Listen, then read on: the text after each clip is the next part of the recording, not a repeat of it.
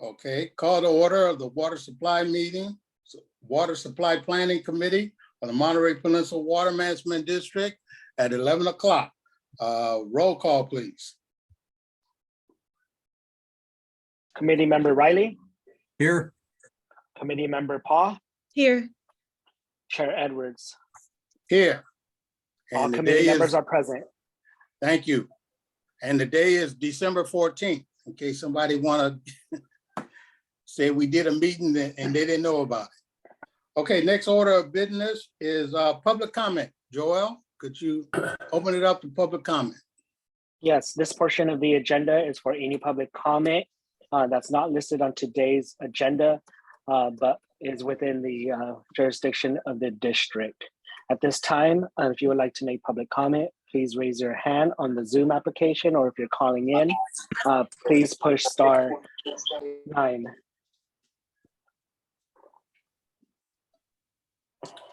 Chair Edwards, I see no raised hands. Okay, thank you. Our next item is an action item. GM, what is that action item? This is adoption of the October 3rd committee meeting minutes. The minutes are included in your packet and should be pretty straightforward. Yeah, Okay, any comments on the minutes? I have no corrections. I move to adopt them as. Second. And second, let's open it up to the public right quickly and see if anybody have any comments on the minutes. Yes, so if you have any public comment on item number 1, please raise your hand, or if you're calling in, push *9. Chair Edwards, I see no raised hands. Okay, let's take the vote. Roll call vote, please. Committee Member Riley, Aye. Committee Member Paul, Yes, Chair Edwards. Yes, The motion is adopted. thank you. Next item will be discussion items. GM, I'll let you have it. Yep. Item 2 is ASR preparation for winter 2022-23 operations. As I mentioned at our board meeting on Monday, the staff note was written on Thursday, and a lot has changed since then. It rained, the reservoir, excuse me, filled and spilled, and we are currently within the window of meeting our water permits. John Lear is on this call from out in the field, been working with the CalAm team to get ASR going. John, do you want to give us an update? Or are you able to give us an update? oh, you're muted. There you go. John, you're not coming through. Yeah, well, I will give an update. Can't hear you. I mean, can't hear John. We can hear. you. Yeah. John, you want to try one more time?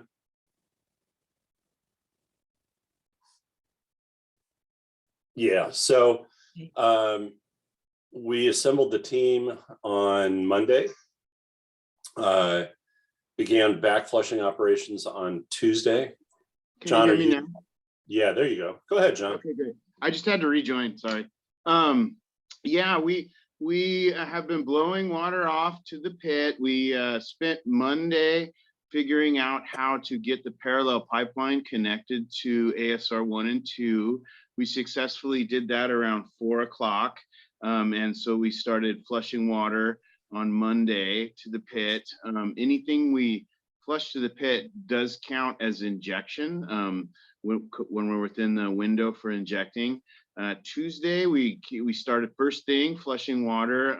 We were flushing water all day long till about 6 o'clock last night. You need to flush the water till you get to an appropriate silt density index to inject the water.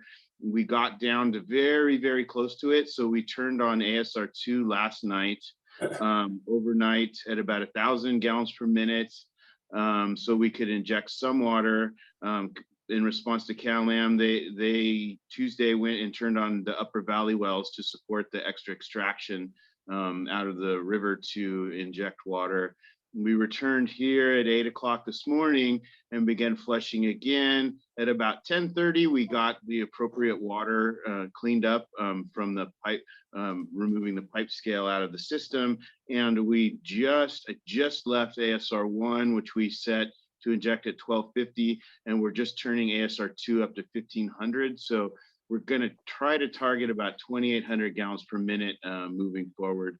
And we're still within permitted injections. Highway 1 is currently at about 350 cubic feet per second, and we can inject until it falls below 120. Great. And that point of falling below 120, we may see some rain in 4 or 5 days. If we do, then the river will keep probably within the permit limits. If it doesn't, then we'll probably, what, John, get maybe 6-8 days of injection out of it? Something like that. And we're going to be targeting about 10 acre feet a day with the 2 wells that we have. So we can just kind of think about each day as about 10 acre feet. Yep. Great. That's wonderful. Yeah. Yeah, I think. John, we have 2 ASR wells running now. Can we run all 4 of them at the same time, or is that a problem? It's a problem right now. The answer is no. Right now, the piping exists so that you could run all 4, but because Cal-Am is using 3 as recovery for Pure Water Monterey, we can't valve the system correctly. Water can't move away from 3 and to 4 at the same time, just the way that it is. So because 3 is necessary for Cal-Am to as a source water so that they don't overproduce the river, it has made 3 and 4 unavailable for us moving forward until there's a solution, which is actually kind of a longer term problem. If we find ourselves in a situation where the Pure Water Monterey is not constructed with the extra extraction wells and the desal plant isn't constructed, we find ourselves in a situation where we need to bring up the Cal-Am. We were okay with having you use 3 and 4 as a production while we were building Pure Water Monterey, but if we're going to be 4 or 5 years and we can't use ASR 3 and 4, that's not what the purpose of those wells were for. They were for harvesting water off the Carmel River in the winter, not to be full-time recovery wells. So that's a little deeper question. I think maybe you were asking about that. Yeah. Well, I like that answer that you've given us, because we'll be talking about something later on. Okay. Yeah. Any other board questions on item number 1? If not, Joel, could you open up to the public for any comments on item 1? Yes. Or 2? Number 2. Yes, so if you would like to make public comment on this matter, please raise your hand. Chair Edwards, I see no raised hands. Thank you. Jim, item number 3. Yep, this is just a status report on Fort Ord well number 9 replacement. This was, recall, a shallow well that was destroyed. The district no longer has any significant reason to maintain it, but the water master does, and the Marina Coast Groundwater Sustainability Agency does. And so what I've attached here is the draft agreement between the 3 parties for replacement of Fort Ord 9 shallow. And you can see on the second page that the cost sharing ended up as 42.5% water master, 15%, which was this committee's recommendation for the district, and 42.5%.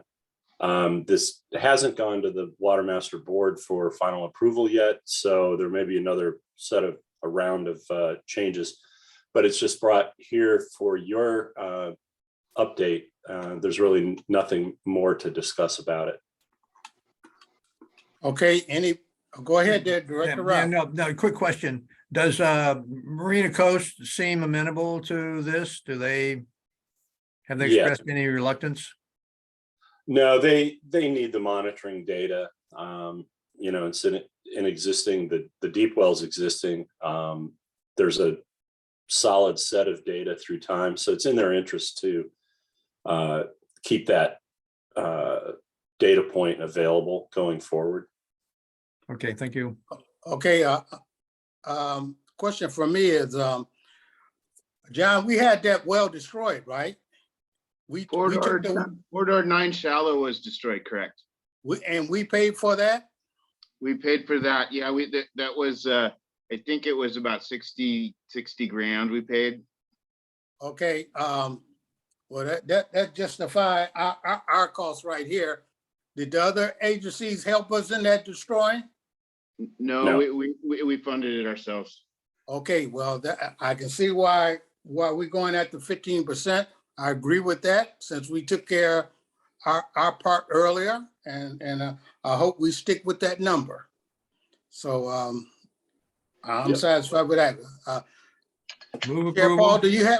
do you have any comments on this one?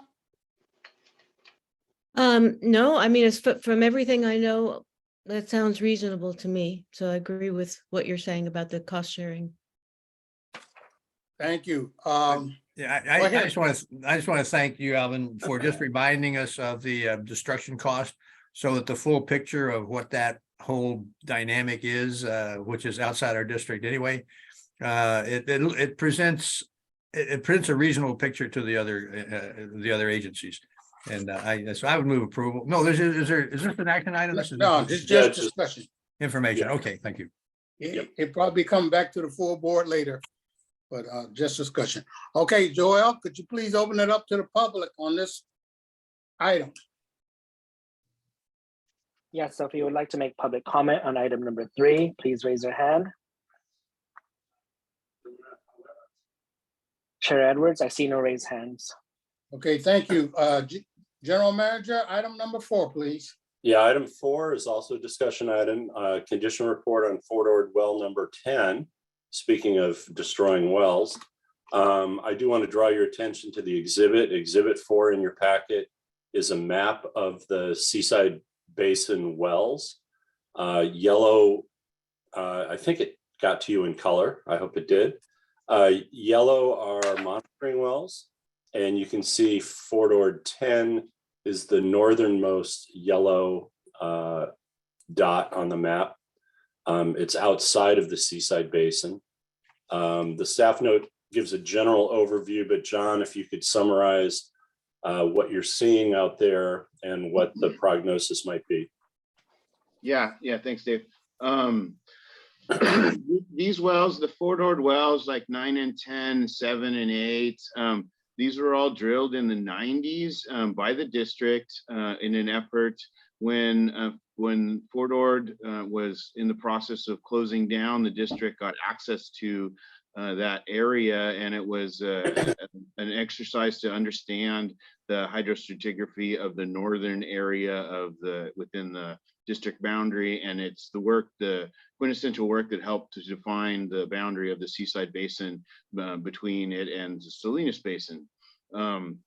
These wells are now going on 30 years old, and the way that they were constructed is they were one borehole, and then there were nested monitor wells completed in one borehole. So you could sample different zones and different aquifer zones. That was appropriate. That was the practice in those days. However, when this well was being constructed, there is a note in the report, and this report was written by my previous supervisor, Joe Oliver, who held my position for 30 years. And I talked with him about this, and he remembers it, that when you fill in gravel and you fill in concrete to seal these wells, you use a mild steel pipe and that you retract out of the well as you fill the well in. It's called a trimmy pipe. A piece of trimmy pipe was broken off and left in this well, meaning that there was a piece of mild steel that was cemented into this well. Over the last decade or so, we've noticed that the water levels between the upper and the lower zone have become to measure the same, which is different than every other area we measure, where we measure the upper aquifer zone is unconfined, the lower aquifer zone is confined, and the water levels differ. These at this well happen to be the same, telling us that there's something wrong, something has failed in this well as the water chemistries are becoming the same, telling us likely that this mild steel pipe has rusted out and compromised the seal in the well, thus making any data coming out of this well suspect. So, you know, we're kind of finding the same thing with these aging wells that we found with Fort 9 shallow, that the casing had cracked and water was leaking into this well. We're just finding something different, but actually was kind of a poison pill that happened when this well was being constructed. The water master has called this out in their technical report by their consultants, and it will go to the water master, has not gone to the TAC. Likely both of these completions will go the way of Fort 9 shallow. It likely will be the district's responsibility to destroy a failed well that no longer is contributing useful data. It is, as Dave said, outside. It's the same as Fort 9. It is outside of the Seaside Basin and in the area of the Marina Coast GSA, and is also listed as a water master well. So it'll likely fall in kind of the same pattern that we've seen as Fort 9 shallow. And so this was just an informational update to tell you guys what was happening in that area. Any questions from directors? Go ahead, Dave. Just so, Fort 9 and Fort 10 look like they're going to end up in the same status ultimately. Closed wells, yeah. and then some kind of replacement to the extent that it's needed. Fort 10, it's actually right in the back parking lot behind the Baker Theater, which is now the Rehome that's right at General Jim Moore and Lightfighter Avenue. And so probably the access to that one is pretty easy and could be just step over and replace it. Fort 9, they likely think that they're going to slightly move it and put it on the golf course that's owned by the city of Seaside, because the access agreements are easier than working with the Army. But the Fort 10 exists on Presidio land, so the access to that is slightly different, a little bit easier. Fort 9 Deep is of interest to the district because it's a well that's listed in our regional board permit for the operation of ASR. So if Fort 9 Deep had failed, we would have a need to replace it for permitting, but shallow is not listed in our permit for injecting for ASR. Okay, did we look at 10 like we looked at 9? Did the exploration or explore to see what is really wrong? Did we do that yet? We did. Yeah, we did. We ran some geophysical tools. We put a camera down it. We did some exploratory work. The geophysical tools were just really confusing because it didn't return any data, which makes sense if there's a piece of rusted pipe in there, because the geophysical tools are meant to tell you how much sand and clay are in the well. But if there's a steel rod in the well, it's just going to pick up on that. It's like trying to find a pin in a haystack, except with the metal detector, except all the hay is made out of metal, so it doesn't work. Okay. Any other board questions on this one? If none, Joel, could you open up to the public, please? Yes, so if you would like to make public comment on this matter, please raise your hand. Chair Edwards, I see no raised hands. Okay. All right, GM, we at Yep. number 5. And number 5 is probably no surprise to many of you on this call, but it's an update on the Monterey Peninsula Water Supply Project desalination component, both the recent Coastal Commission hearing and other conditions. I've attached as Exhibit 5A the draft coastal commission hearing, permit conditions. As you know, the coastal commission approved the coastal development permit subject to the conditions, the 20 listed here, plus 3 additional ones that were negotiated at the dais. And those are bullet pointed in the staff note. That's the jump from 1 million to 3 million for public beach access, plus a full-time city marina staff member for 10 years. We've not seen the final language on that. And if you remember how that went, the Chairman Brownsy of the board said, "What about 25 million?" It was a really kind of a ridiculous negotiation from the floor, but that's where they ended up as a condition. All of the low ratepayer income relief offers made by CalAm, some of which were already in progress. For example, there's been a push statewide to take the Customer Assistance Program, formerly called LIRA, or Low Income Ratepayer Assistance Program, to look at multifamily units with a single master meter. Those have been unable to participate, and many of those tenants do meet the income tests, but have been restricted from participating. Those types of things were already in progress statewide, but there were a number of other ratepayer relief programs proposed, not the least of which was capping the amount of rate increase by to $10, no more than $10 for the low income ratepayers for a period of time. So we're anxious to see how that was finally written up.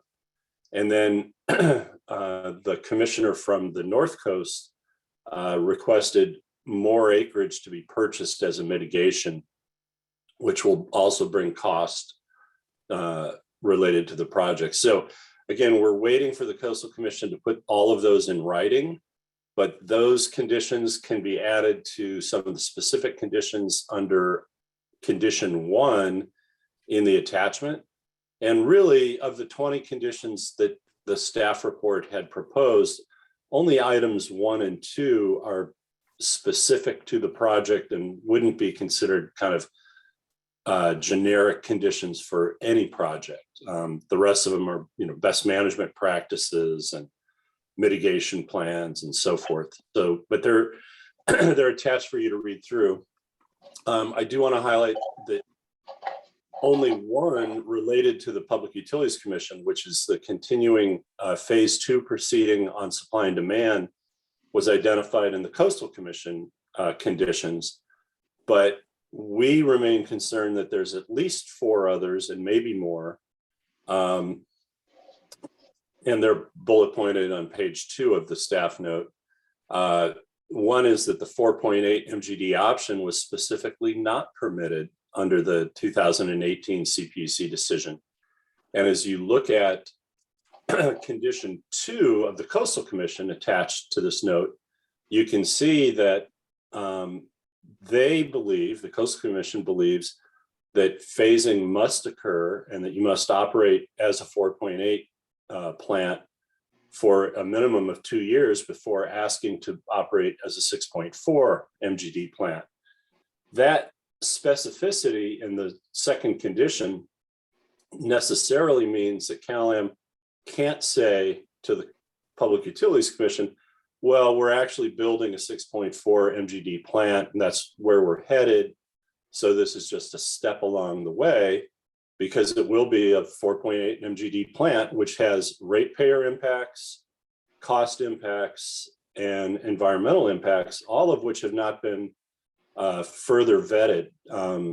Just take, for example, going into the sand dunes twice has certain environmental impacts that were not effectively analyzed as part of the approved certified EIR.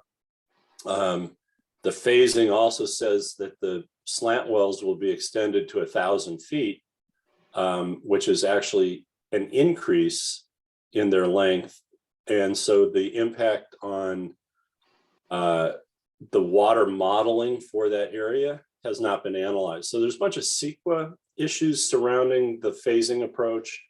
And then there's a number of cost issues surrounding the phasing approach, none of which were approved by the PUC. So there's some question as to will the company voluntarily go back to the PUC for a petition for modification, or will some other entity force them back in front of the PUC on this topic?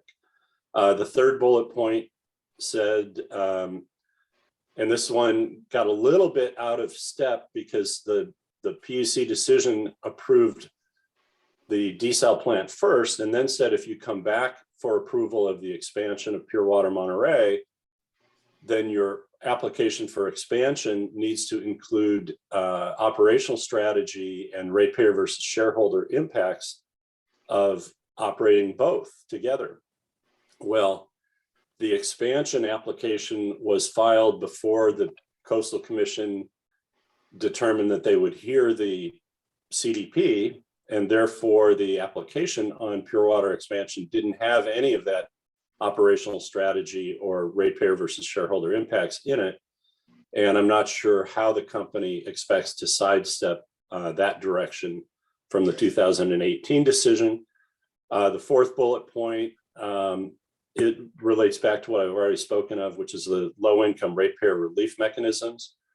At a minimum, they need a specific hearing related to this project, but because it may impact the low-income ratepayer assistance program in general, it could be a rulemaking proceeding, which is probably even longer in front of the Public Utilities Commission.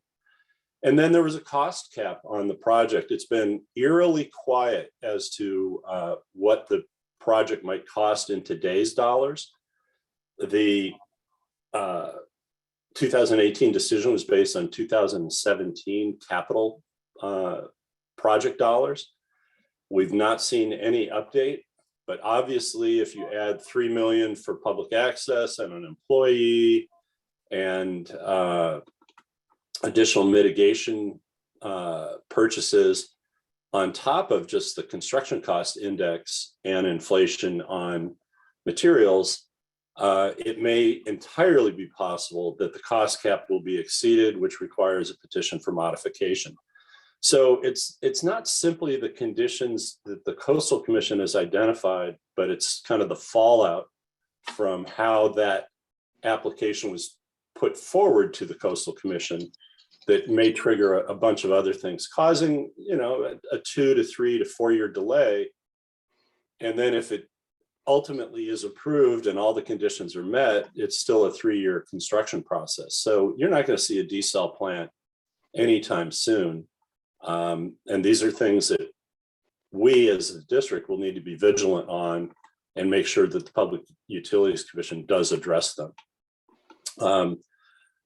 I've identified as a possibility, again, this staff note was written last Thursday. The district has since met and has decided to join with others to enter into a lawsuit with the Coastal Commission over both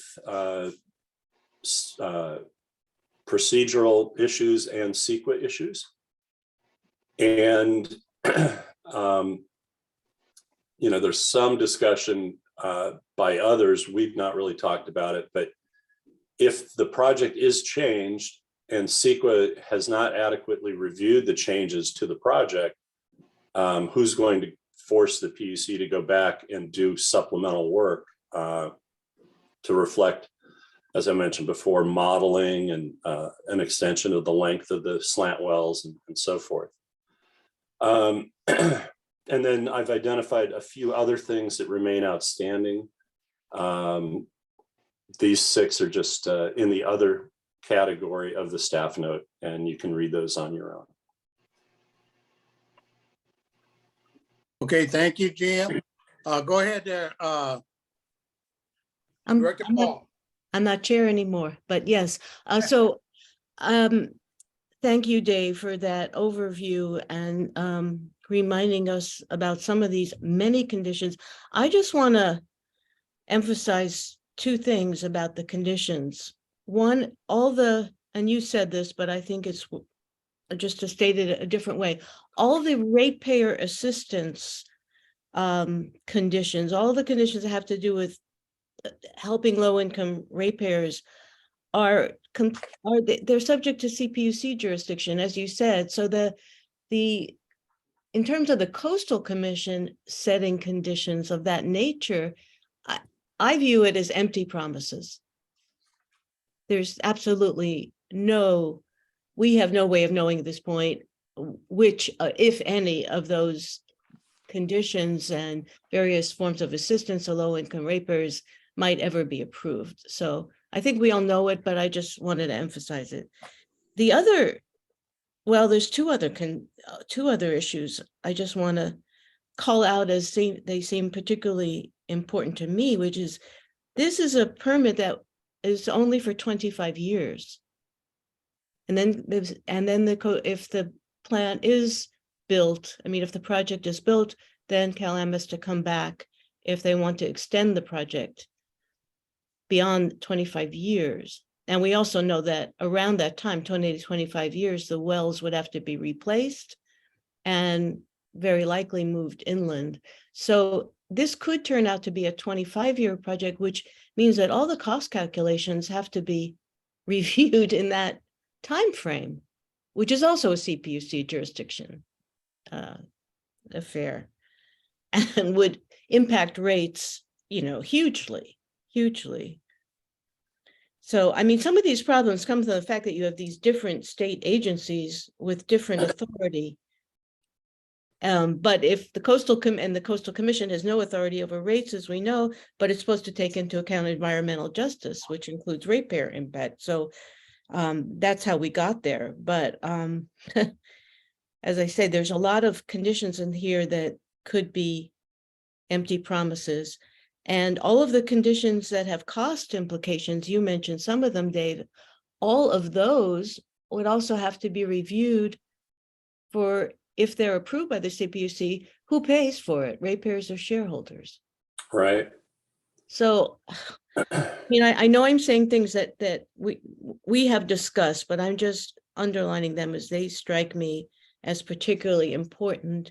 And the other issue that hasn't got that much attention is sea level rise. And the greenhouse gas emissions associated with an energy intensive project like this one only contributes to the cause of sea level rise. So that's something that, I would think a further environmental review would need to address that issue. Yeah, let me add two things. One is on the energy issue. The company has repeatedly said that they can buy into the community energy program and basically function 100% on green energy. As we all know, because of the world, or at least North America, is not yet 100% green energy, it just pushes the problem somewhere else.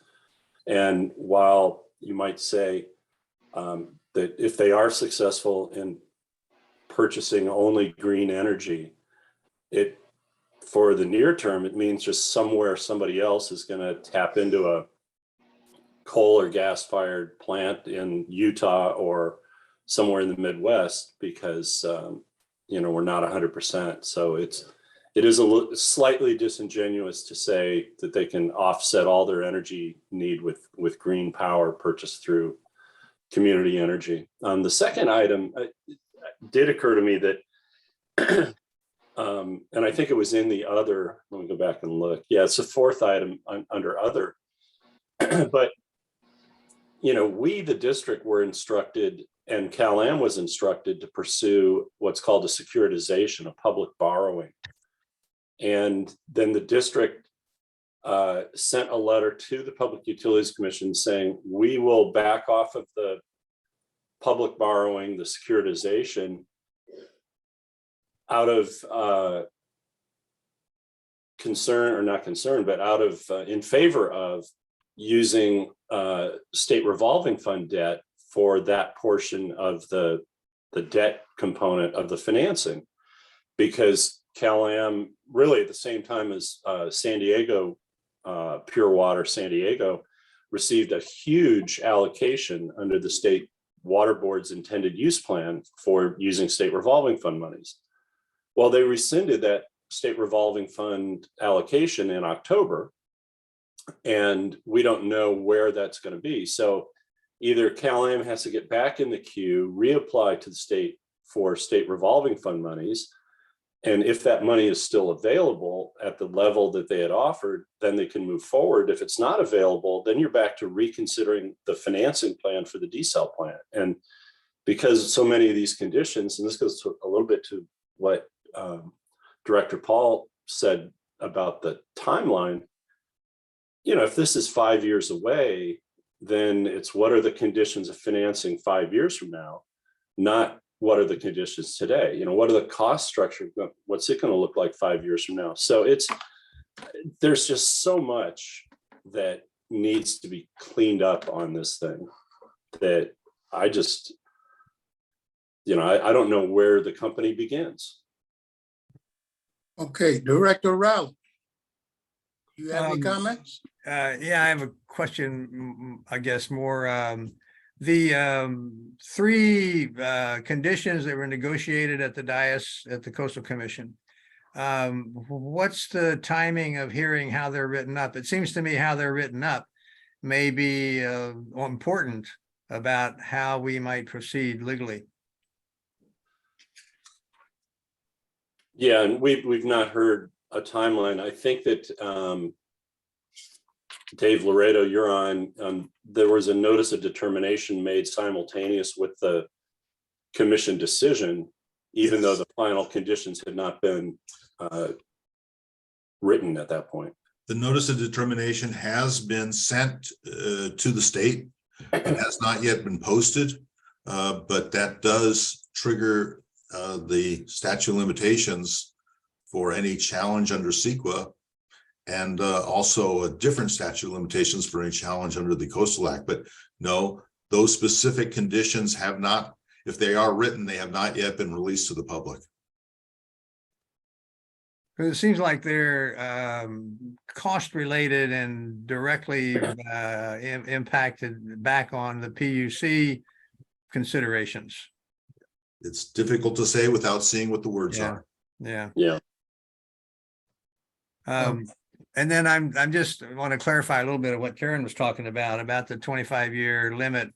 And I know, you know, the well replacement and all that stuff, but what I wanted to ask about was does the old Cal-Am financing plan extend out more than 25 years with the support from, you know, our district cooperating with their financing and all that? Well, it did. Yes, it was a 30-year financing plan. You know, obviously the equity piece is it's a one-time upfront and then a recovery over the life of the asset. And so each of the assets have different lives to them. The wells in the model had a 20-year life. Some of the treatment facilities had a 15-year life, and then a lot of the components had 30 years or longer. You know, pipelines ostensibly could be 50-year lives and so forth. So the depreciation as well as the equity rate of return would be going on for whatever the average all-in life of the project. The debt component, the state revolving fund, you can do a 20-year, you could do a 25-year.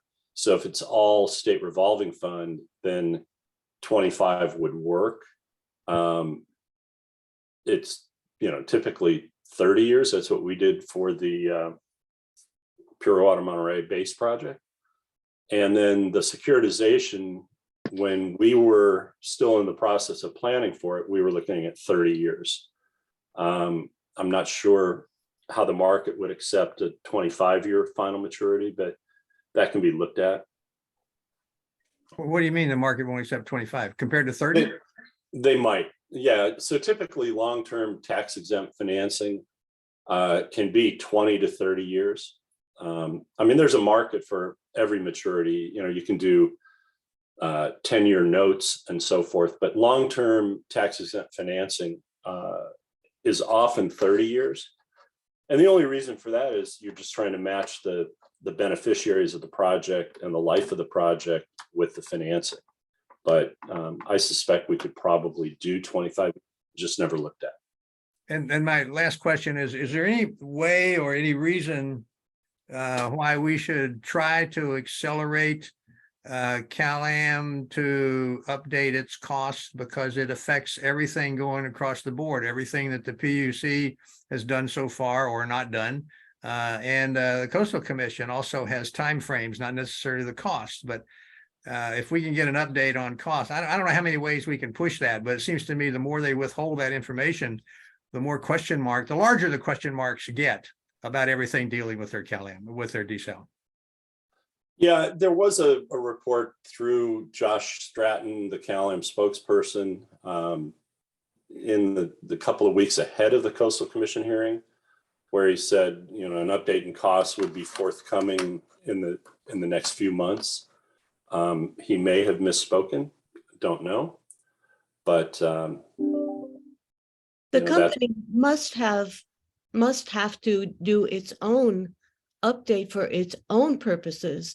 I mean, I'm wondering how on earth does this pencil out for the company with all the very drastic changes that are being considered? Yeah, agreed. And I just wanted to say this, where all of this takes us, as we all know, is that the expansion, the pure water expansion is needed ASAP. So is that where we're going next? Well, that is the next item. That's the next item. Let's finish up with this one. Mr. Laredo, just a couple of questions for you, from me. What kind of commissioner are we dealing with right here? We just went through this commission, LAFCO, and now it's this one. What kind of problems we're going to run into? I'm not sure what you mean by what kind of problems They saying they could say anything. Well, one committee say, well, we could say whatever we want, Yeah. but the judge said a little bit different right. in that. Well, The community as a whole, that's what I'm talking about. the way to challenge is by bringing in action and saying that the decision is arbitrary, is not consistent with the facts, and to raise that before the court. Okay, and my next question is this.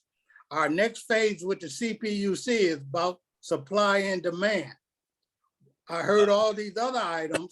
How do we bring them up to the PUC? Is that a separate, I hate to say the word, suit or whatever? No, that would not be a suit. That would be before the PUC. And I can't actually tell you what's going to be in phase 2, because what's being discussed is well beyond what the original scope of phase 2 would be, even by the phase 1 decision. And I believe that we are going to have a revised scope for phase 2, a revised time for phase 2. Originally, phase 2 was going to commence evidentiary proceedings in November or December. There's no longer time to even have those commencement of proceedings because there's not enough time to notice those. So my anticipation is that there will be a further case management conference before the ALJ. And at that time, we'll be able to discuss what the scope of phase 2, whether there's a phase 3 or other phases in this, and we'll have more clarity there. But the venue there is still before the ALJ, before the PUC. We're not talking about any lawsuit against the commission at this time. Okay, but I hope at this scope of meetings, we can bring up all those concerns that I heard from the director today and from the GM. So I believe we will certainly make our best efforts to raise these issues to the ALJ and seek clarification as to how and when they will be handled. Okay, thank you. Any other questions from the committee? If none, Joel, open it up to the public. If you would like to make public comment on this matter, please raise your hand. And at this time, I would like to invite, can't pronounce this name here, but let me share my screen. We can go with Ms. Folsom. And Ms. Folsom, when you're ready, please present your comment. Hi, I just want to thank you all, especially Alvin and Karen, for acknowledging what I also felt was false promises by the Coastal Commission to keep low-income customers, water ratepayers, bills in a relatively less gouged state due to the desal project. I'd like to point something out.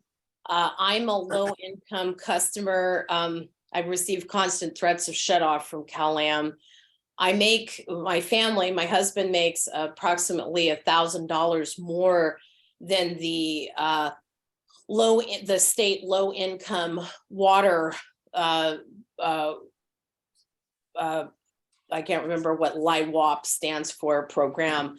Anyways, they provide a certain amount of monetary relief for low-income customers as it now stands.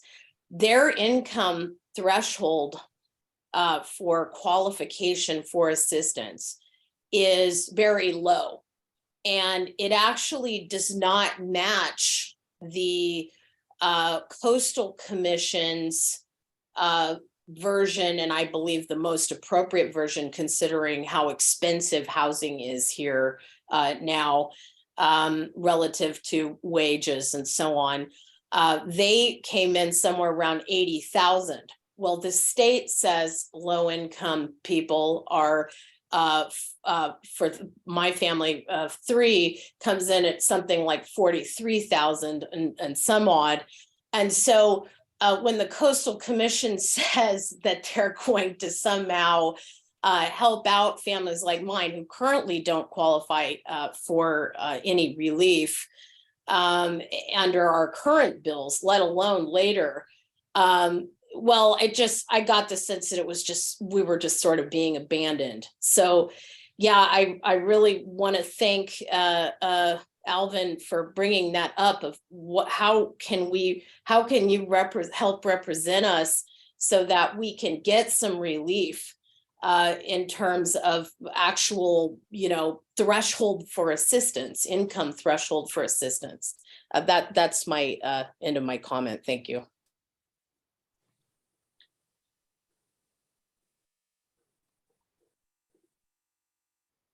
And at this time, I would like to invite Melody Crislock. Melody, when you're ready, please present your comment. Melody Crislock. So I had a conversation with the Office of Ratepayers Advocate over some of this low income stuff. And I was just curious, and I thought I would just pass this on for public, record.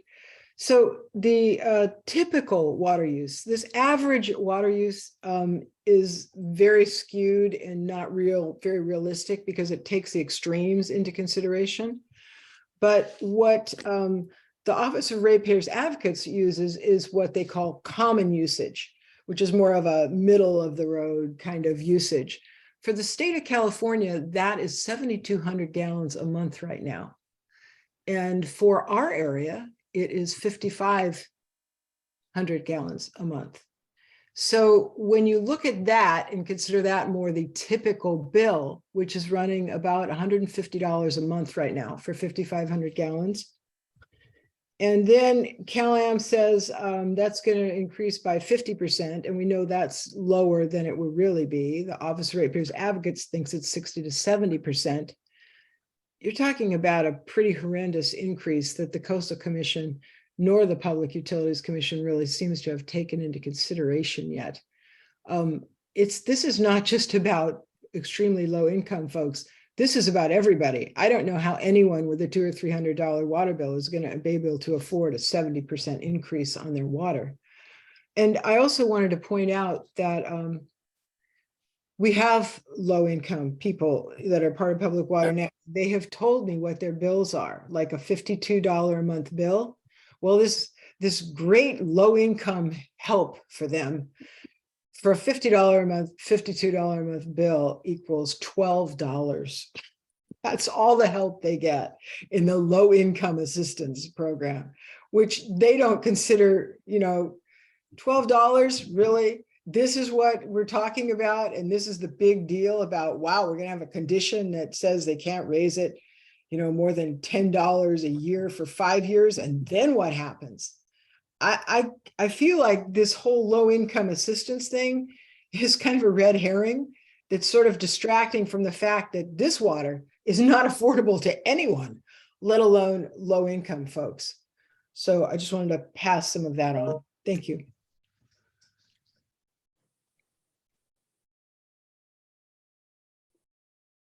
Chair Edwards, I see no raised hand, so I return this back to the committee. Actually, we have one raised hand. Marley, when you're ready, please present your comment.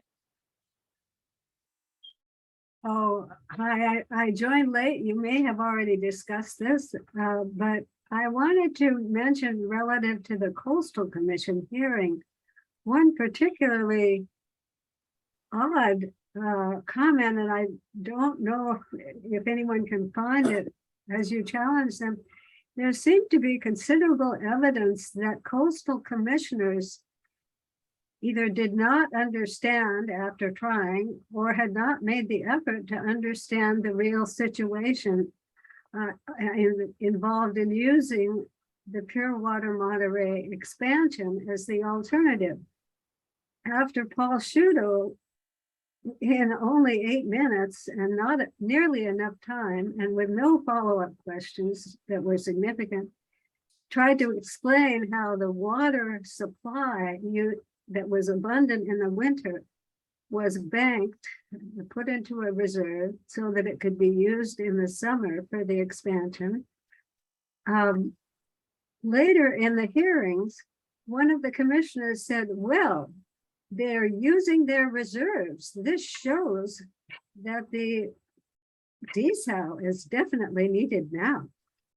And I just thought that was so, it just seemed to encapsulate the degree of misunderstanding or misinformation with which the Coastal Commission was operating.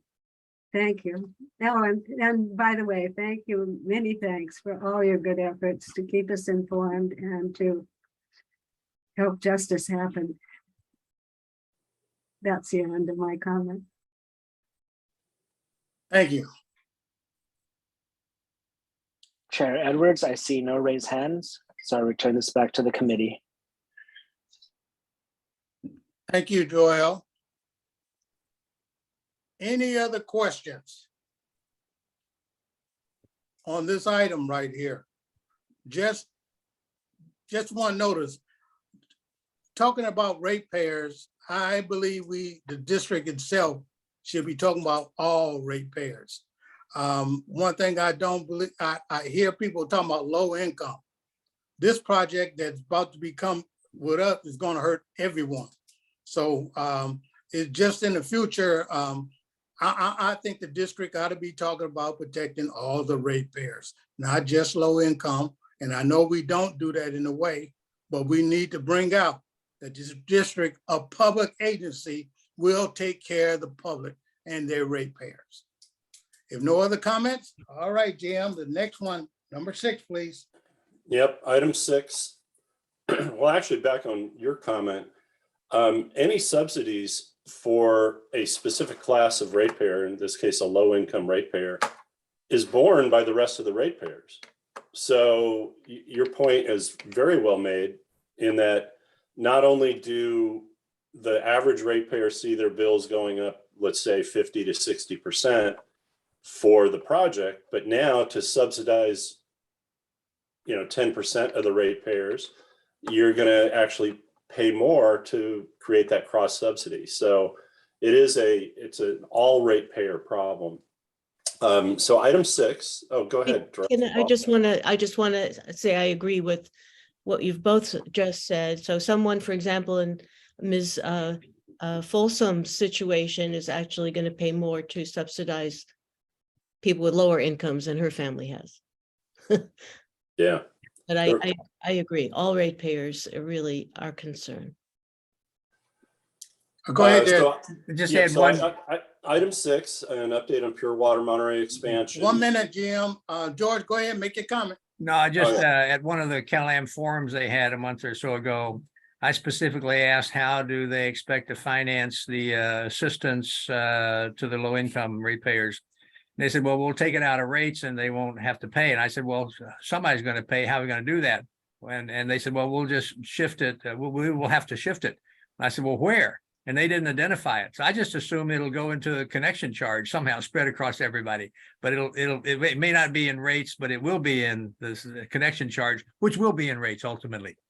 I just add that as a question that was asked, and that was kind of my conclusion, my assumption afterwards. They didn't say it that way. Just Yeah, I think we can be pretty sure that it won't be shareholders. So item 6 is an update on Pure Water Monterey expansion. I can tell you that the water purchase agreement has been signed by Monterey One Water. It's being signed by our incoming chair.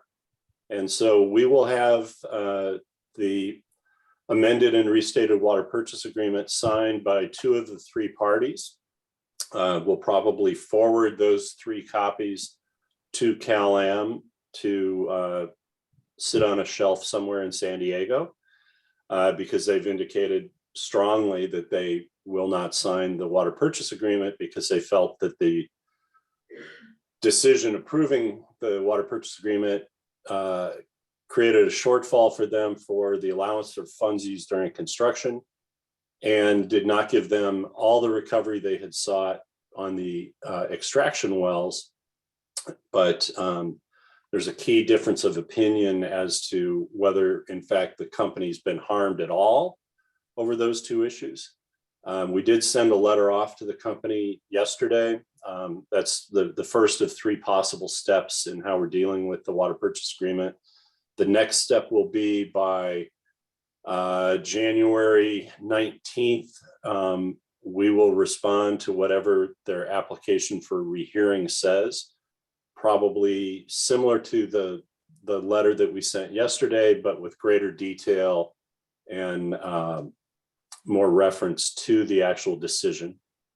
And then after we find out what the status of the application for rehearing is, the district may have some additional filings that it can perform to the Public Utilities Commission based on some of the earlier work that we've done. So, we're doing our best to move it along. Just for everyone's clarification, CalAm could have, in fact, signed the amended and restated water purchase agreement and still applied for rehearing over the specific items that they feel were not addressed adequately in the decision. So this is a discretionary choice of CalAm's not to sign the water purchase agreement.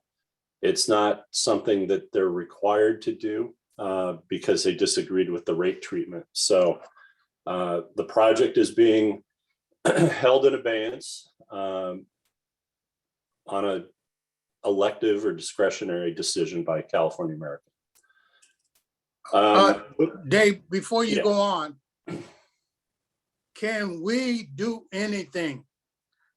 Take CalAm out of the picture, Monterey One Water and the district to move this expansion along.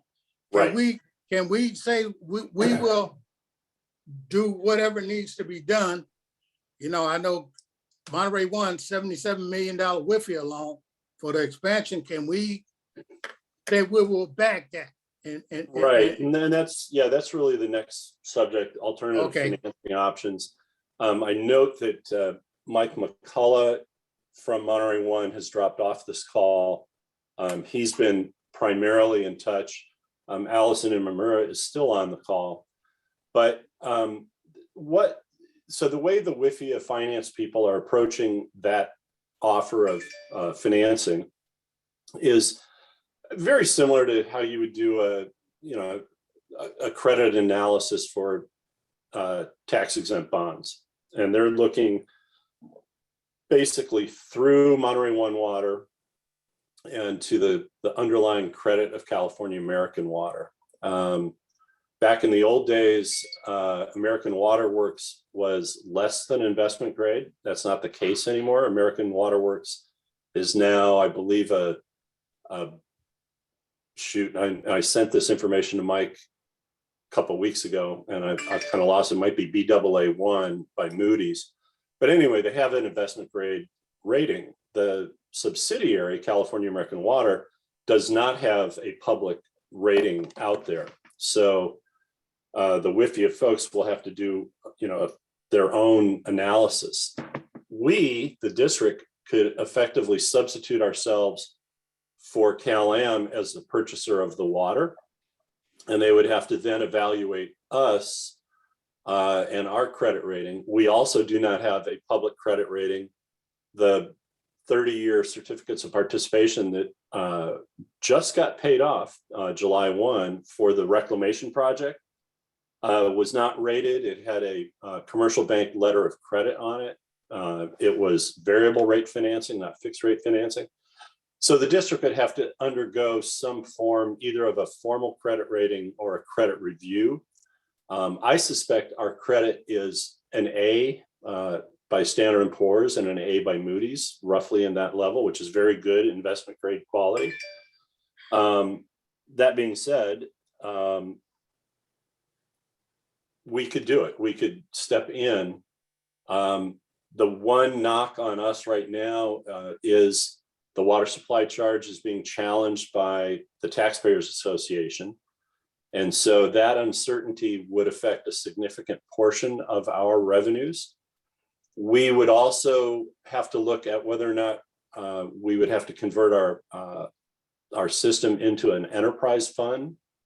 You may recall from our financials that we had a separate enterprise fund for the reclamation project, which was a subsidiary, if you will, of the district. And that was designed to create a installment purchase agreement for the purchase of the water that then became security for the debt. So we'd have to look into that one. But the simple answer is yes, the district could step in as the purchaser. As of right now, as you look forward, it'd be a minimum of $7.5 million a year at, that's 2,250 acre feet at like $3,300 per acre foot. So with inflation in chemicals, labor, and energy, within a very short period of time, you're pushing $8 million a year of purchased water costs. And that's right now our current budgeted amount for the entire water supply charge plus the user fee. So we would be strained in terms of our revenues, and the solution to that would be to go out again with another Prop 218 process to raise the water supply charge in order to keep revenues in line with the cost of purchased water. Then again, because of the taxpayer lawsuit, that there would be a bit of a cloud over that process. So I think that the thing we'd have to do first is try to clear the taxpayer lawsuit, take away that uncertainty. But then it, ultimately it begs the large scale policy question of what would we do with the water? Obviously we'd store it in the ground. It would help with protective water levels in the Seaside Basin. It would have a purpose. It would create a drought reserve, but it wouldn't lift the CDO, and it in and of itself wouldn't cause Cal-Am to purchase the water from us. So it's, we have to be very careful about how we leverage that water. There's also other potential buyers.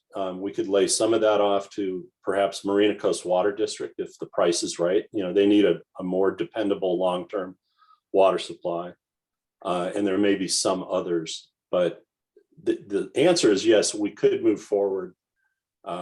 We would have to very likely raise our revenues, clear the taxpayer lawsuit, and see if we can get a partner for some of the water. So how long would that take if we went that way? Well, the first thing would be a discussion with the WIFIA folks to see if they would extend the credit over to the district. I think Dave Laredo would have a better answer on how we could clear the taxpayer lawsuit issue. Can I address that right Yeah. now? There are two taxpayer lawsuits. The first is we characterize as Monterey Peninsula Taxpayers Association 2, and the second is Monterey Peninsula Taxpayers Association 3. The reason there are two pending lawsuits is rather a technical issue. The Taxpayers Association did not put all of its allegations into the first lawsuit that they could have, and they came back and filed the second action. There is a hearing this month before Judge Panetta on the second Taxpayer Association case, and that may resolve that case, and we'll find out then. There's a case management conference in early January on both cases to let us know what the further trial calendar will be. There's a fair possibility that if the district were to prevail in the case, that the Taxpayers Association would appeal. And I dare say, although it hasn't been discussed, that the interests of the district might warrant an appeal if the district were not on the prevailing side. One way or the other, I think there's a fair probability that whatever the Superior Court decision is, if it is issued this month, is that may result in an appeal. And the time period for this sort of appeal is somewhere between 12 and 24 months. So peg it at 18 months on the, and there's nothing that can be done to accelerate that if in fact an appeal is going to be heard. And if we were to drop WIFIA and just do a tax exempt offering, that would remain an issue for us because we're going to have to demonstrate what's called coverage. We would have a rate covenant that says that your net revenue, so that's gross revenues minus O&M, is going to be at least anywhere from 1.15 to 1.25 times your debt service. And so we're going to have to show that we've got not only all of our operations covered, but then an excess. And of course, then that excess gets used for replacement and renewal type charges, depreciation and so forth. But we do have to demonstrate sufficiency of revenues. And so when you've got a pending lawsuit like the taxpayers, if it's out on appeal, there's still a cloud.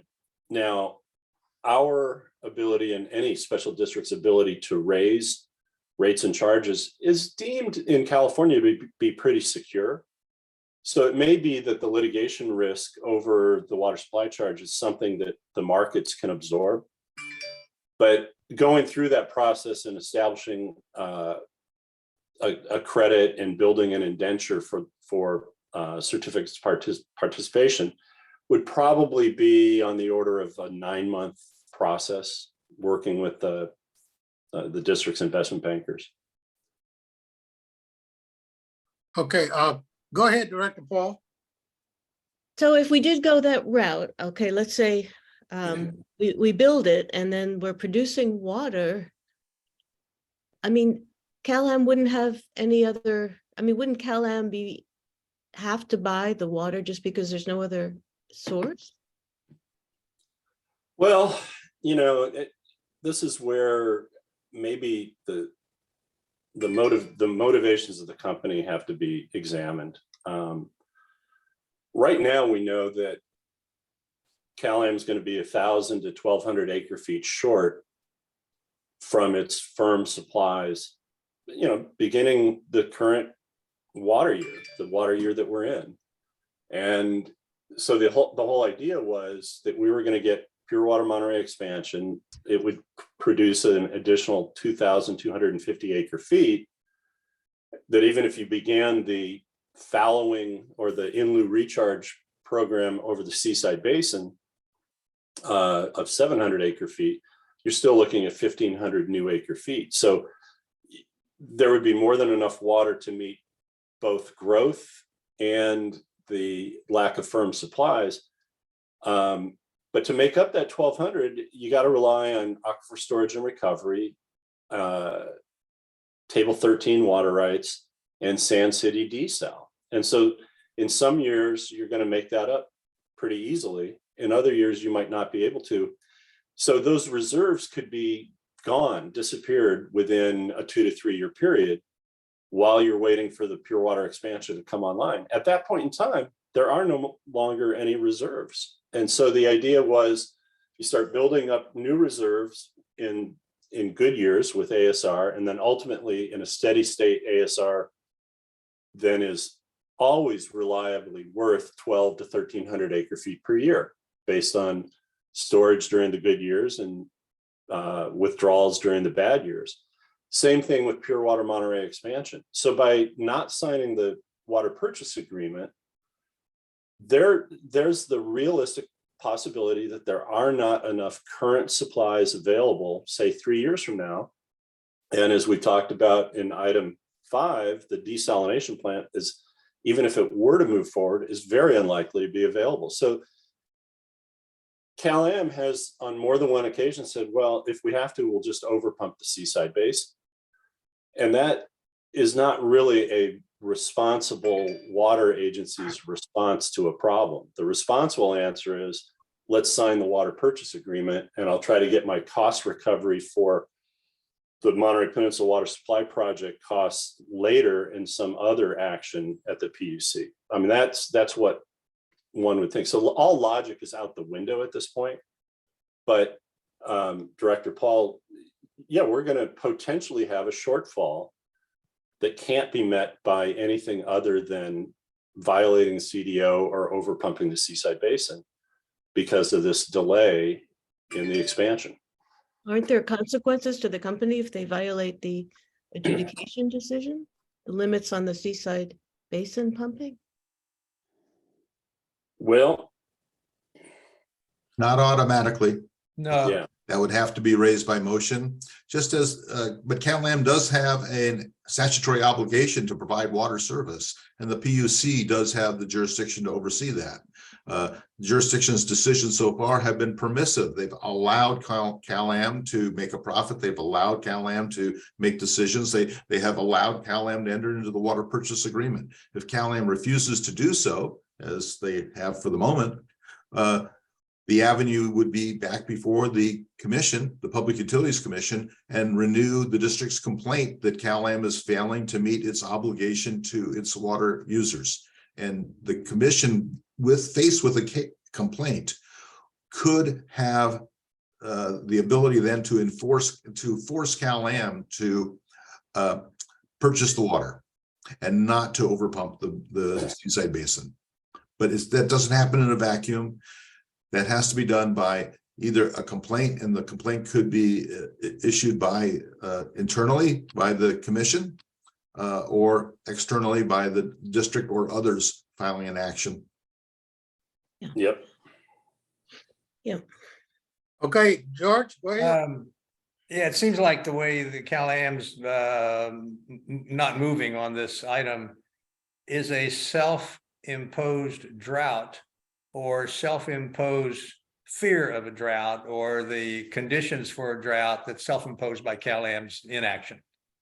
So it seems to me that that's a concern, that ought to be a concern to the district to the extent, and I know we're fighting on several fronts going forward, but I just want to say it's self-imposed by Cal-Am, and all the people who are complaining about we're going to have a drought, and so on. I think they need to be starting to look at Cal-Am's direction about where this drought's coming from. It's not nature, it's Cal-Am. If I may, Cal-Am has been here before. In the early 70s, Cal-Am did not put the investments in that to operate its system, and that Cal-Am refused to put in what became the Cañada de la Segunda pipeline, the water treatment facility in the Carmel Valley, and new wells in the lower valley. Cal-Am refused to do that because it didn't feel that it was getting a sufficient return on its investment. The Public Utilities Commission eventually imposed penalties on Cal-Am and would not allow any transfer of profits from the Monterey division to California American and American Water Works. And that finally led to Cal-Am causing those improvements. But that was a battle that took place in the early 70s. And that's part of the record of Cal-Am's ownership. Well, and then I had one other point to make, and thanks, Dave, for that. I was sort of familiar with that, but it sure was deep in my recesses. The other question is, and this is just a broad question, I'm not looking for much in the way of detail if the question has any relevance, but if the district were to move forward in trying to buy the water itself in order to get the project, construction going, is there a cost difference between our financing of the the production facilities, or is it almost a wash with whatever Cal-Am has available? Oh, no, it'd be far cheaper for us to do it. We would not be attempting to capture any of the common costs. See, what happened on the extraction wells is Cal-Am requested what I call fully loaded costs for the expansion or for the extraction wells, which included costs from the MPWSP project as far back as 2018. And that's what was eliminated in the approval. And so we wouldn't have any of that baggage, number one. And number two, we would finance it at a low cost tax exempt rate rather than debt and equity. Equity, even at a 9.5% return to a shareholder, you have to pay income taxes on it first, which means your pre-tax rate of return or your pre-tax revenue requirement from a ratepayer is really at approximately 14.5 or 15%. So it's very expensive capital on the equity side. And we'd be, in the current market, probably about 4.5%. And who knows what it would be when we actually go out. We may be in reduced inflation and interest rates going down. Don't know. But And then if we had to build additional extraction wells, if we had to build them, right, that would also be, you said, much less expensive, I believe you told me. but again, why would we be building extraction wells if we don't have a buyer for the water? The alternative would be to put it into the ground for protective water levels in the Seaside Basin.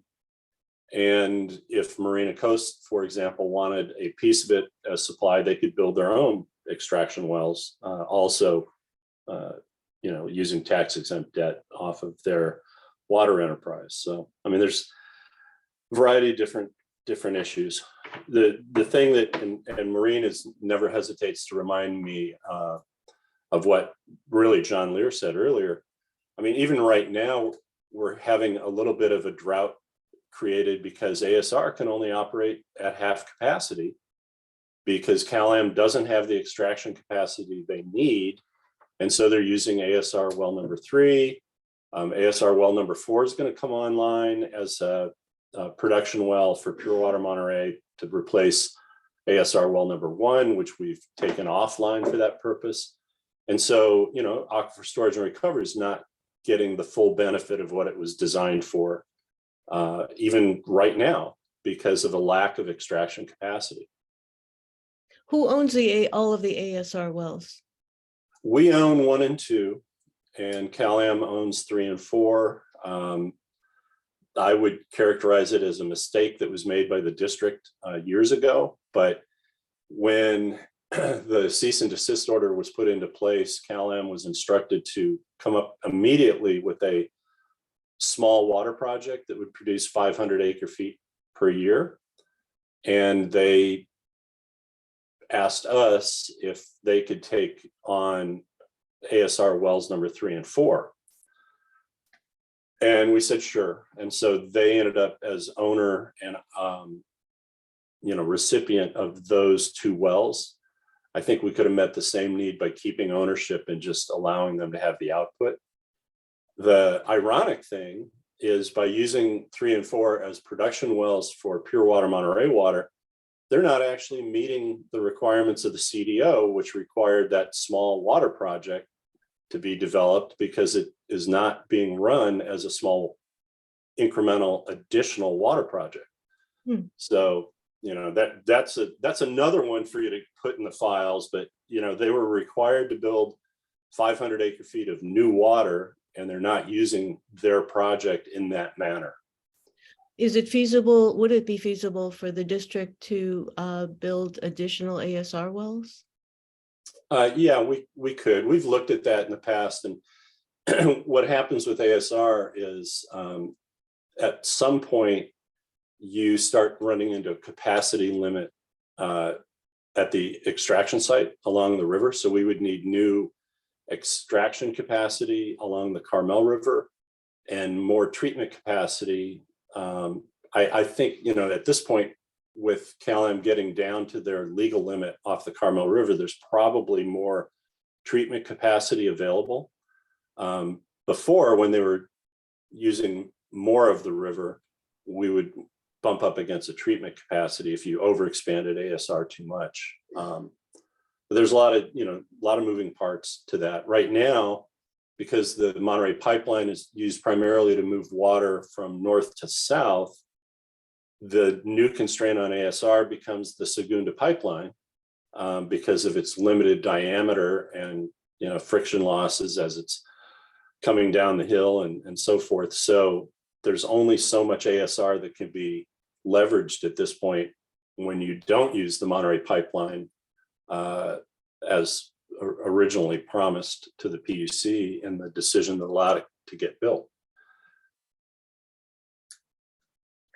Any other questions? Go Well, ahead, Dave. I just want to comment during the Measure O and the Measure J campaigns, there were frequent remarks, and I made them often, that one of the biggest advantages of public ownership was the infrastructure costs and the financing costs of major, infrastructure.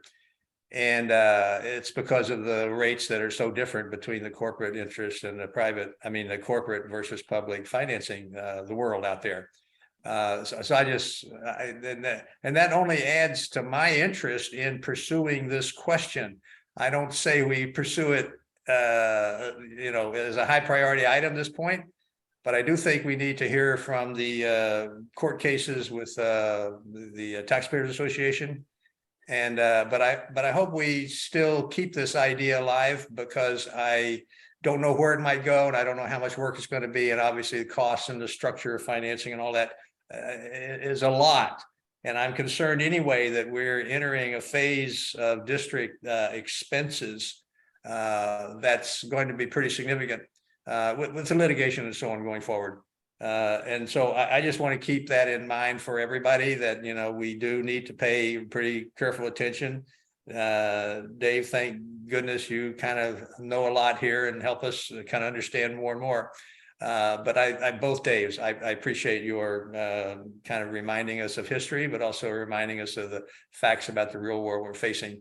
And I just hope this stays. I don't know. I'm not asking that we pursue this immediately in any particular assertiveness, but I do want us to keep drilling down a little more about this option and see where we might end up. Go ahead there, Karen. I appreciate George reminding us of all the things in the picture we have to consider, including the litigation costs and other things. But I guess I feel even more strongly that what it comes down to is we need to free the hostage. We need to free the hostage. We need the water, and we can. I realized it's not a simple undertaking, but it definitely, if we could do it, it would definitely be in the public interest. We would have the water supply at a lower cost, and we need the hostage needs to be free one way or another. So I say we keep we consider this option as on the table to use if needed. And, you know, we don't, maybe we don't know yet at this point because we've got, you know, have to see how several things that we've discussed are resolved, the taxpayer lawsuit and several other things, and what the CPUC might be, might do about the situation. But I think we should consider it on the table to, you know, that this may turn out to be the only way we get the additional water supply we need. Yeah. And I'm gonna have to sign off. I have to get somewhere in 5 minutes. So, Okay, Thank you, Dave. I'll let Mr. Laredo pass it on to you. Have a good one. thank you. Hey, just Okay. quickly, Hi, Dave. my quick comments on this is we need to start planning now. We had to talk. We've been talking about this. I know where Cal-Am is, where is that? If it takes 9 months to do this or whatever, we need to get started now with a plan to bring to the board so they can see what steps, what timeline it would take to do this. Dave is gone now. I want to know how much we owed on a mechanics bank loan. Can we get any money out of that? We need to start planning, not just wait and see what Cal-Am do. They already threatened to pump the Seaside Basin. And as a public agency, I'm not going to let that happen. It'd be irresponsible for us to let that happen. So that's my comments on that, but we need to start planning and we need to show the public that a plan is on the table and this is what it's going to look like instead of waiting to see what else Cal-Am going to do. I agree. I agree. It's our responsibility to make sure that doesn't happen, what Cal-Am is certain to do. That's right. So I'm not for waiting. I'm for drawing up plans to do something and see where it goes and bring it to the full board. So that's my thoughts on that one. Joel, let's open this up to the public for comment. Yes, so if you would like to make public comment on this matter, please raise your hand.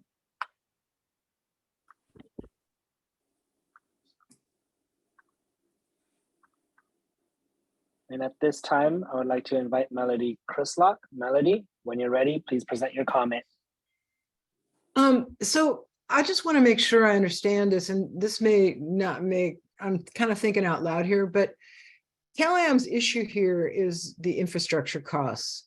So what if MPWMD built the infrastructure instead of Cal-Am building it and owned it?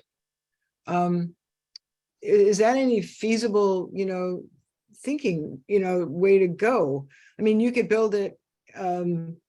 Originally, the Office of Ratepayers Advocate said, they didn't need more than $40 million in infrastructure, and they probably need less than that if you were to build it. But because it always seemed like the cost for the infrastructure was way overblown. And if that's the issue, would Cal-Am be willing to buy the water if they didn't have to deal with the infrastructure costs? I don't know, just a thought. Dave's gone, so he can't really answer that. Maybe Dave Laredo can, but here's another question that I know Dave Laredo could answer. I thought because this was already filed as a complaint with the CPUC, that the CPUC could compel Cal-Am to sign this water purchase agreement now, that it wasn't a matter of future, them having, some other requirements to compel them. Yeah. Through Anyway, the chair, if I could respond to that. I'm good. I'm good. Thank you. Go ahead. Okay. Yes, the PUC could have used the prior complaint to compel Cal-Am. Unfortunately, the PUC dismissed that complaint without prejudice. So they found as an alternative, they directed Cal-Am to file the application for authorization to sign the water purchase agreement. So the complaint no longer stands. The complaint could be revised and refiled, but at the moment there is no complaint pending.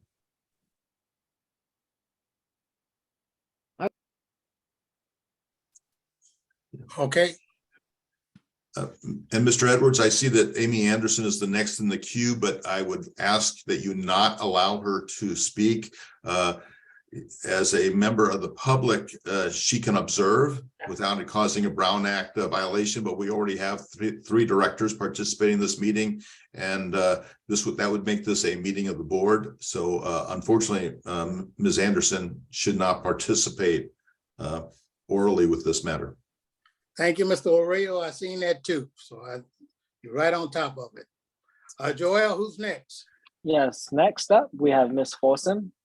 Ms. Folsom, when you're ready, please present your comment. I just, everything Melody said is exactly what I was thinking too.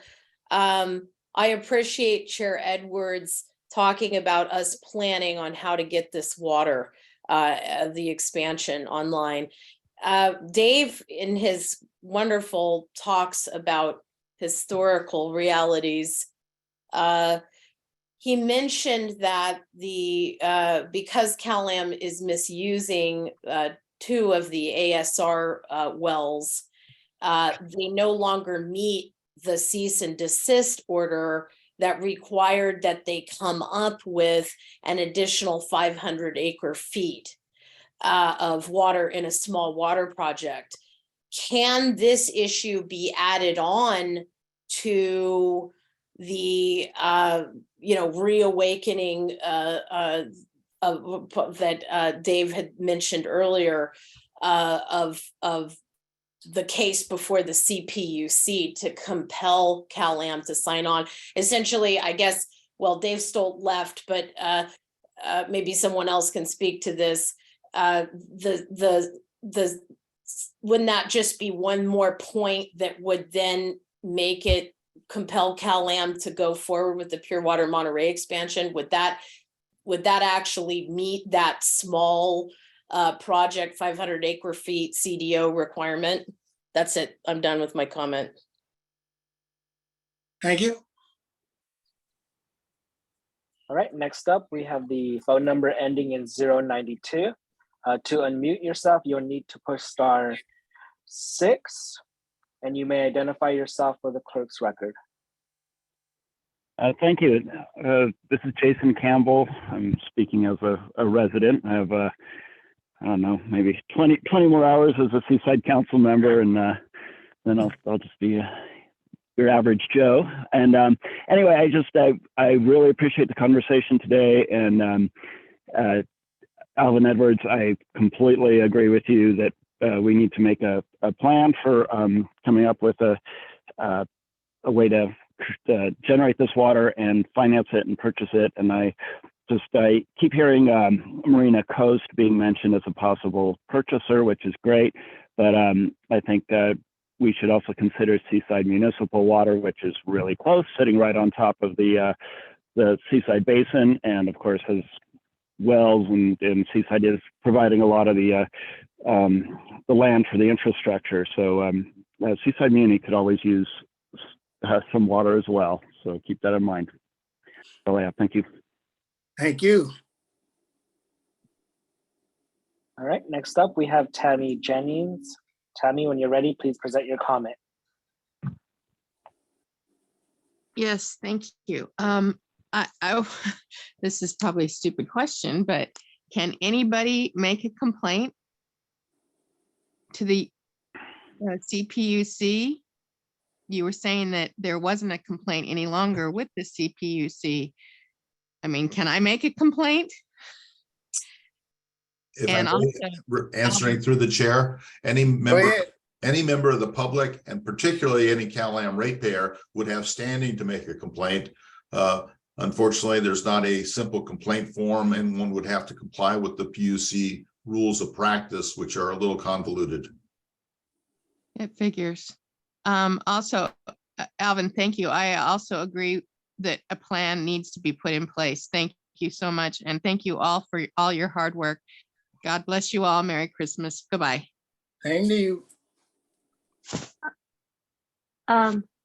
May I say something, Director? Well, And Chair let me- Edwards, I see no raised hands. So to the Okay, public committee. comment is closed on this item. Go ahead there, Director Oh, Pond. just to the last comment, just to clarify, as I understand it, the district can file a new complaint.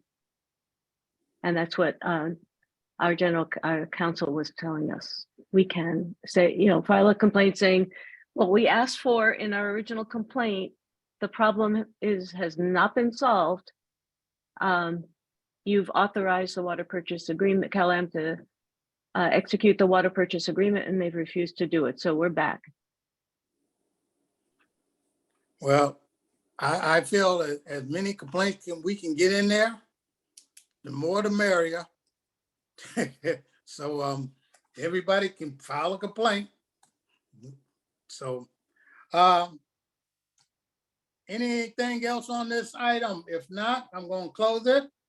And any suggestions, items to be placed on the future agenda? I'm going to say none right now because the committee could change or whatever. So if anything else.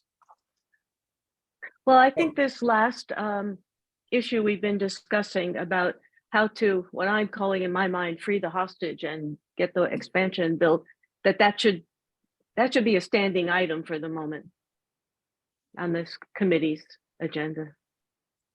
I agree with you, and I hope next year we can continue on because it's a priority. I want the buyout, but this is more important than that buyout right now from me till we get that settled. The buyout is coming. I've been running towards that buyout for 4 years now. This has become sort of like a top priority for me, so we can meet at least one goal. And the threats out there, I don't like somebody talking about we just gonna pump the Seaside Basin. That's irresponsible. CalAm just keeps giving us more reasons why they shouldn't be there. Right. Right. Okay, Mr. Ray, you got anything else? No, sir. Go ahead, George. No, I just want to add to the sentiment here, and I just hope that this stays on the agenda for water supply for consideration of putting it on the full board agenda for some kind of follow-up. So I know it's not a motion and it's not an action item and so on, but that's where I'm thinking right now. I think we need to hear from the taxpayers lawsuit before we get to, more than ankle deep here so far. Well, I would love to hear from them, but they are not going to stop me from doing what needs to be done. And that's starting a plan. It's like we're waiting on lawsuits to clear before we take the next step. And we got to take that risk of moving forward. We just got to do it. Can't wait on everybody. We can stop anytime we get ready. That's why I keep telling people. So we need to just move forward. If not, meeting is adjourned. Happy holidays. Thank you all. Thank you all. Thank you, everybody. Happy holidays.